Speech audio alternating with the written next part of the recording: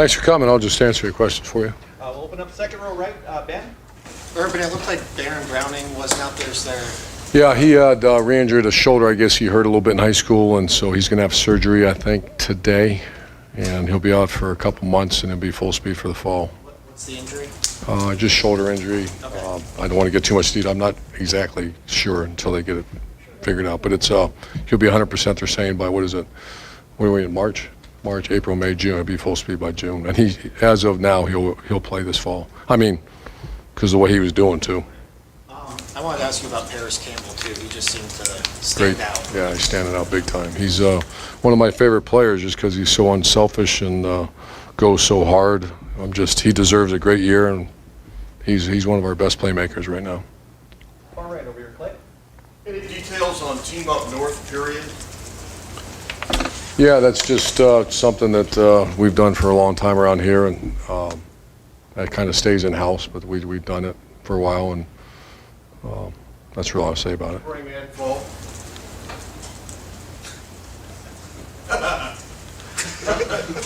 Front row right. You're done.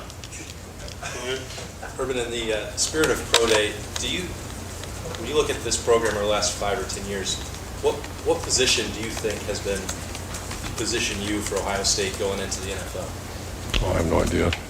The one that everybody talks about is our secondary, what those coaches have done, and I think we're going to do a story at some point on Coach Combs. I don't know how many guys. Some guys go careers without coaching 4 first-rounders, and we've had one in 5 years, 4 of them.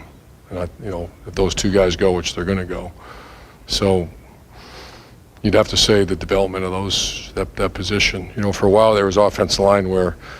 The first couple offensive linemen we had first years, they were all starting in the National Football League. So position you, I think whatever Mark puts out on recruiting is it. But all position, you think about this, very proud of what's going on around here. The guys are making a living, playing a game they love. They're very developed. The scouts and coaches that respond back and just say they're game ready. They're very fundamentally sound. They're mentally tough. Those are all great things you like to hear about your program. And it's a credit to first of all, it's credit to our Mirati and our staff, but our position coach has done a good job. It's interesting that you mentioned those two because we have a series, and I don't know exactly how ESPN determines the formula, but you're going to be wide receiver you and co-linebacker you. And those aren't even the positions you named. I wonder, would that surprise you that those are the 2 positions, or why you've had success? I'd like to meet the program that's DBU over Ohio State and probably have a little chat and see who's done. It's pretty impressive what's going on back there. At least recent history, but Ohio State's always been good in the back end too. Front row right, Bill. I think this was practice 6, so you're 40% through. What questions do you still really wonder about, and then what solutions do you think that you're already finding? Probably too loose of a question, or just too. We're just still, I like what's going on with the offensive staff. Was one of our better days today as far as install and where we're at. What questions do I have? Are there things that you wish were further along? Oh yeah. I'd rather not, because that creates too much conversation out there because it's all part of spring practice. So overall, very pleased. Which I just like good attitudes, good efforts, and we'll fix all the other stuff. But the guys came out this morning and great jump in their step, and it was a really good day today. One question about the running backs. Obviously, Mike Weber had a solid year as Big Ten Freshman of the Year, but didn't finish strong. What do you see in him so far, and the other running backs so far? Maturity, and I see him going to be pushed a little bit. J.K. Dobbins is past Antonio, and him and DeMario are battling for that backup spot right now. And the best thing that can happen is competition. We didn't have much last year at that position. Second row left, Ari. Urban, you guys have recruited the quarterback position very well since you've been here. At times, or at least it seems with some of the bigger name guys, you've had to get in early and kind of commit yourself as, that the only quarterback that they're taking, because you can only take one. My question is, if you have a commit that is the guy that you want at that position who decides that they want to take visits, how do you balance the continuation of that relationship, but also, is there a point in time where you have to say, hey, we're going to start recruiting other quarterbacks if you're taking visits? Yeah, it's real sensitive because that's that one position that you take one.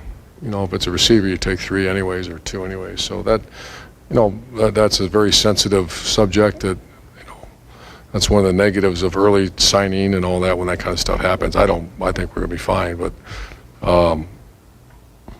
that position, for some reason, especially in the last 5 years, they're committing so early that all the top guys are pretty much said where they're going. So that's tough on a school if all of a sudden someone changes. And so everything you said's correct, but you can't say, here's a template, we do it this way. It depends on the situation, the young man and all that. How you guys recruited that position evolved at all over the years, or do you kind of? Yeah, we were doing much earlier. You know, much earlier when I first got here, I tried to get 2 quarterbacks to come to camp so I could at least see them throw one time. And they committed elsewhere right off the spot. I mean, right out of the get-go. And we got JT, so it worked out okay. But we're just much earlier than it's ever been. I love to see quarterbacks play their senior year and go recruit them. Those days are so far gone because they're committing so early now. Way back left, Matt. At this stage, your early enrollees, 10 of them, do they look like Maybe our best group. What- Maybe our best group that we've had come in. The last 2 years are. Oh, by the way, Ken Sheffield had a straight off already, and that's how hard he's going. I know he's not really a true freshman. He's been around the JC and all that, but his straight. But this is a very mature group. Love this group, and 16 was very similar, where you just had guys. You know, they're all good students. They're all just taking care of their business, and they're progressing at a very rapid. And a lot of those guys are going to play. Far left, Lori.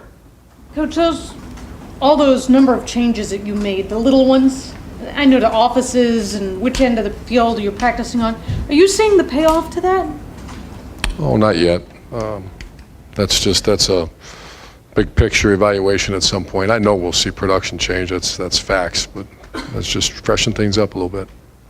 The alignment of the staff, you alluded to it earlier. It Really good. sounds like it's really good. What's made that so smooth? Well, just the clarity of everybody here. You know, we all do respect everybody's been in some great places. They have great ideas.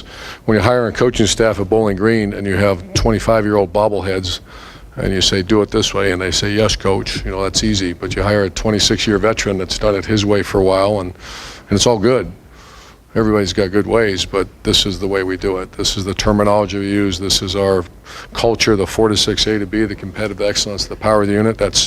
There's really not much negotiation or conversation about that, and that's my job, to be clear in the front end of it too. You know, it's unfair to say, hey, it's a little bit like we hired a great coach like Tom Herman. All due respect, and we're not hiring you to bring that offense here. We're going to do what we do, and that's been really good. And that's a lot of credit to, you know, think about Dan McCarney was the first head coach, and I was so apprehensive about hiring him because, you know, all of a sudden someone tells me to start coaching a position, that'd be tough. I'd do it, but that'd be tough. And Dan McCarney was over the top, and that's what made him a great coach. And then Greg Shannon was the second one, and now you hire a guy like Kevin Wilson that, you know, he's used to doing what I'm doing now, and he's just done a marvelous job. Front row middle, Dave. I know having an up-tempo offense is a big emphasis of spring so far. How's that going so Good, far? good. Today was a big push with that, but today was our best day offensively.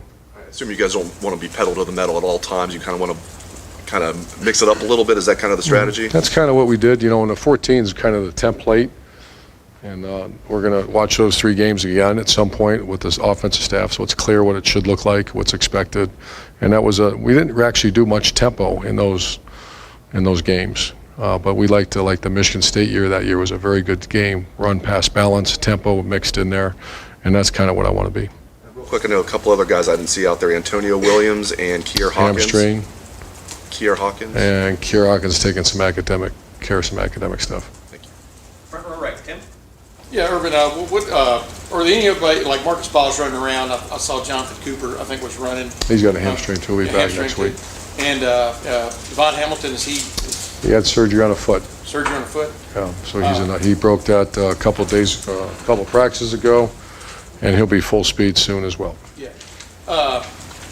Who are you seeing from your wide receiver group? Who is making a move, in your opinion? Who has stood out to you, I guess, in these first, you're almost halfway done now with spring? Well, Paris is Yeah. I'd put Paris number one. I'd put KJ and Terry McLaurin, either 2/3. I push Ben Victor when he's as talented as any I've ever coached. And then Austin Mack and Johnny Dixon's having a good spring, so they all are. Brendan White's actually making good plays for us.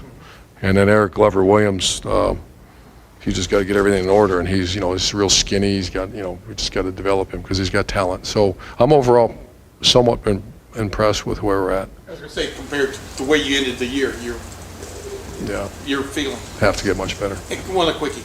Offensive line, Demetrius, what is the battle there that you've really got your eye on? Is it right? Matt Burrell's had a good few days, and he's rolling through the ones. Not just with the Knox, but Mike Jordan. We're just, some competition in there at that spot.